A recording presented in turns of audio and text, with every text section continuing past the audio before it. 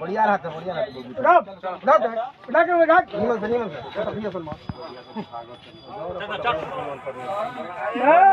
आपदा से मुआवजा बनता वो मिले के चाहिए परिवार के, ताकि ये परिवार बहुत गरीब बा और तेरा क्या अनाज नहीं के कमालन तो खालन ना कमालन तो उपास से पर चलन।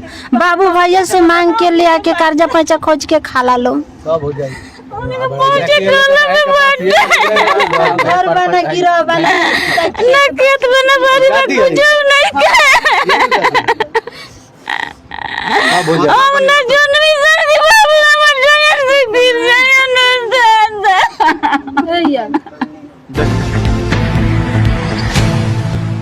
नमस्कार, हम बनी अमरजीत कुमार गिरी रउआ देखता नहीं भोजपुरिया झकोरा भी हम बानी गोपालगंज जिला के सिधवलिया प्रखंड के बखरौर पंचायत में और एगो 100 मिलल बा एजी के पोखरा में जौन की बखरौर मौजे पड़ी। बखरौर मौजे के पोखरा में एगो लड़की तारकेश्वर प्रसाद जी के पुत्री के 100 मिलल बा, नाम बा राधा कुमारी। हम चलता नहीं घटना पर एजी सिधवलिया थाना भी पहुँचल बा, थोड़ा हटी लोग सिधवलिया थाना भी एजी पहुँच चुकल बा और तमाम बातचीत हुई। हटी चाची थोड़ा सा साइड दी हमरा के, देख सकता नहीं कि हमने के बानी सन जी बखरौर मौजे में और पंचायत के नाम बा बखरौर, जहां पर स्थानीय लोग इकट्ठा भइल बा और सिधवलिया थाना भी मौका पर पहुंचल बा। कैमरामैन से टाइम फोकस कर खातिर तो संकेत अब एक बार पूरा दिखा दे, आसपास के लोग के एक बार दिखा दे। मौका पर तमाम लोग जी पहुंचल बा, एजी के स्थानीय जनप्रतिनिधि पूर्व सरपंच सब लोग जी पहुंचल बा, तमाम बातचीत हुई। सिधवलिया थाना के थाना अध्यक्ष भी पहुंचल बने जी, देख सकता नहीं कि राधा कुमारी नाम पड़ी, तारकेश्वर प्रसाद जी के पुत्री। आसपास के लोग बतावता पहचान के रूप में बखरौर मौजे घर पड़ी और पिता के नाम पड़ी तारकेश्वर प्रसाद और लड़की के नाम पड़ी राधा कुमारी। हमारा साथ में माने बखरौर पंचायत के मुखिया जी के जनप्रतिनिधि का काम है घटना के बारे में। देखिए, घटना के बारे में हम ये कहे चाहें कि 14 वर्षीय जौन लड़की बाड़ी, ये लड़की पढ़त रही है, बाप मतारी जे बा मजदूरी करके पालन पोषण करत रहा। आ देखते बानी बरसात के मौसम बा, दिन रात पानी होखता, सोच करे खातिर महिला लड़की लोग इन्हें आवेला।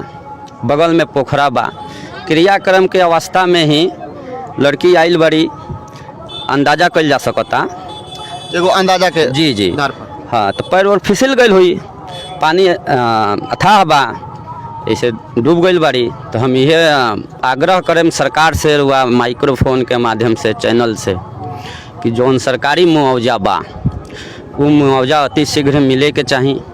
काहे कि मृतका के पिता जिन बारन वो खोज छानबीन करे खातिर खोजे खातिर कई गांव में गइल बारन, मतारी बेहोश पड़ल बाड़ी, चाची बेहोश पड़ल बाड़ी, परिवार के लोग में मातम बा। हम सब यहाँ जनप्रतिनिधि पहुँचल बानी सन, हमें मदद कर रहा बानी सन। स्थानीय हमार थाना के बड़ा बाबू भी माननीय रंजीत पासवान जी बानी, यहाँ के देख रेख में इलाज के पोस्टमार्टम हेतु जौन बा। अच्छा, का बात भइला बड़ा बाबू? हालांकि कैमरा में आके कुछ बोलत नहीं थी, बगल में खड़ा बानी, का बोले का बातचीत भइला बड़ा बाबू से? देखिए, बड़ा बाबू के हम सूचना देनी है, बड़ा बाबू बहुत जल्दी यहाँ पहुँचे के काम कैले बानी, वहाँ के मदद कर रहा बानी।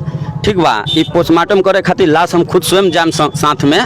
हमारे पंचायत समिति के सदस्य जिन बारन भाई केदार भाई के लड़का शशि भूषण भी जइहन संगे। हमनी के घरेलू घर के बात बा, पंचायत घर है, हमनी के जहाँ तक हुई वहाँ तक हमनी में मदद करम सन। सरकार से मुआवजा लेवे खातिर अफसर अधिकारी दफ्तर भी पहुँचे के काम करम सन। यहाँ बड़ा बाबू जौन बानी हमनी के साथ रह के सहयोग कर रहा बानी, एकरा के निकाले में। एगो और गंभीर सवाल बनता मुखिया जी, रोरा पंचायत के जनप्रतिनिधि बने, फिर भी महिला लोग लड़की लोग सोच कर बाहर का होता का शौचालय के निर्माण पंचायत में नहीं भइल? जी ना, शौचालय के निर्माण पंचायत में भइल बा। अब में अगर शौचालय के निर्माण रही, शौचालय घर में रही, तब बहन बेटी के बाहर निकले के ना पड़ी, आज घटना ना हो। ठीक बा, शौचालय घरे घरे बा, ऐसा बात नहीं के। शौचालय सरकार के तरफ से भी बनावल गइल बा, ठीक बा।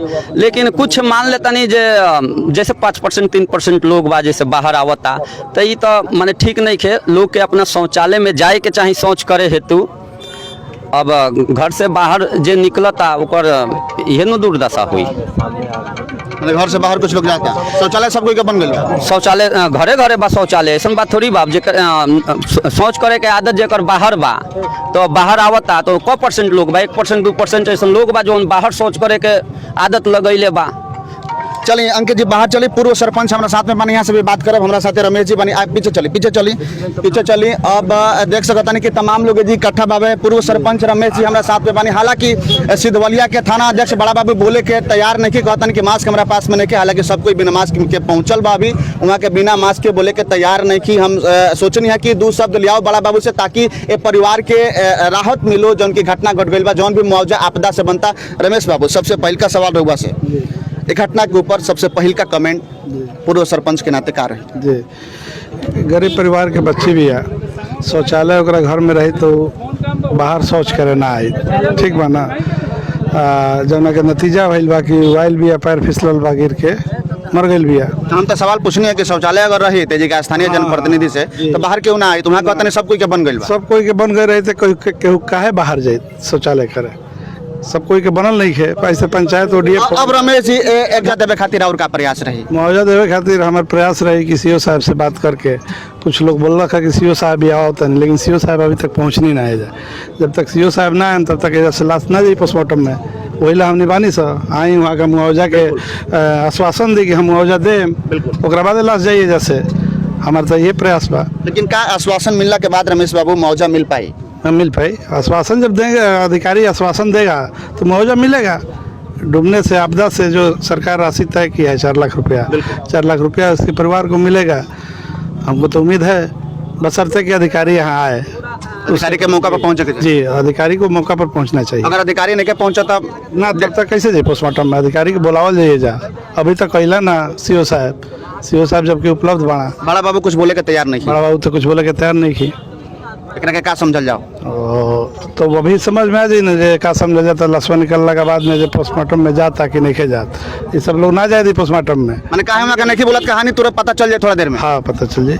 चलिए लगातार हम बनल बनिया के पूर्व सरपंच रनिया बखरौर पंचायत के लगातार हकीकत दिखावे के प्रयास भोजपुरिया झकोरा के बाद हम के पहुंच रहे सन गोपालगंज जिला के सिधवलिया प्रखंड के बखरौर मौजे में बने सन। ये बखरौर पंचायत बा, हमारा साथ में रनिया जी के पूर्व सरपंच रमेश कुमार सिंह और तमाम बातचीत भइला। यहाँ के प्रयास बा जी के स्थानीय जनप्रतिनिधि संतोष पटेल के भी प्रयास बा कि मुआवजा के जो राशि 4 लाख रुपया परिवार के मिले के चाहिए, जैसे भी होके परिवार के मुआवजा दिलवावल जाए। जौन भी संबंधित अधिकारी बकरा के बुलाव के प्रयास घटना स्थल पर करे के तमाम लोग करता कि अधिकारी जे बा घटना स्थल पर पहुंचो और परिवार के 4 लाख जो आपदा से मुआवजा बनता वो दिलवावल जाओ। हमारे साथ में माने AG के स्थानीय जिला परिषद सदस्य सरिता देवी, तमाम बातचीत हुई। का कहे में घटना के बारे में सबसे पहले रुआ जब देखनी है डेड बॉडी तो मन में का ख्याल आई, का सोचनी है रुआ? बहुत दुखद घटना बा। इस दुख के घड़ी में भगवान परिवार के सहन शक्ति देश की दुख झेल सके।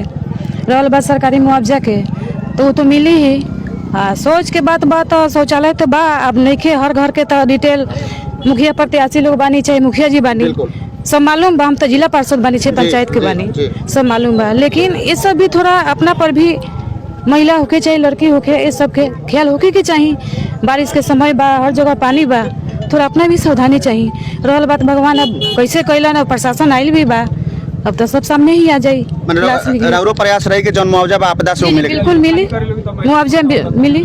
चलता ने वो लड़की जौन राधा कुमारी के डूब के मौत भइल बा पोखरा में, वो परिवार के पास में हम पहुंचा तनी।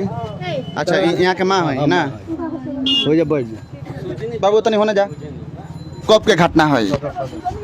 7 बजे बाहरी गोभी रही गिर गई बिछला के। सुबह 7 बजे घटना है कि कल शाम के 7 बजे घटना है? माने कल 23 के शाम के घटना है। 23 अगस्त के शाम के 7 बजे शौच करे गई रही, बिछला गईली। संगे और केहू ना गई रहे? अकेले गोवी के ना जगह के ले गोवी, कोई के घरे कोई के नहीं खी गई, घरे केहू के कह के नहीं ना बाहरी जानी सन तो वो सोच ले बड़ी कि हम बाहरी चल जाए, ठीक बा। तो जैसे बैठ के गल बड़ी न पानी वानी खाती तो उनमें पैर बिछिल गइल बा।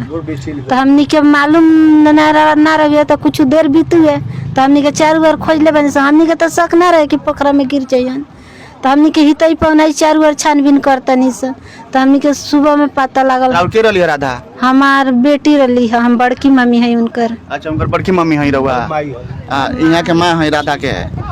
तो अभी वहाँ के डेड बॉडी लोग निकालता, अभी का प्रशासन से शासन से का मांग करे रहुआ? ओकर आधार कार्ड बनू। आधार कार्ड बा?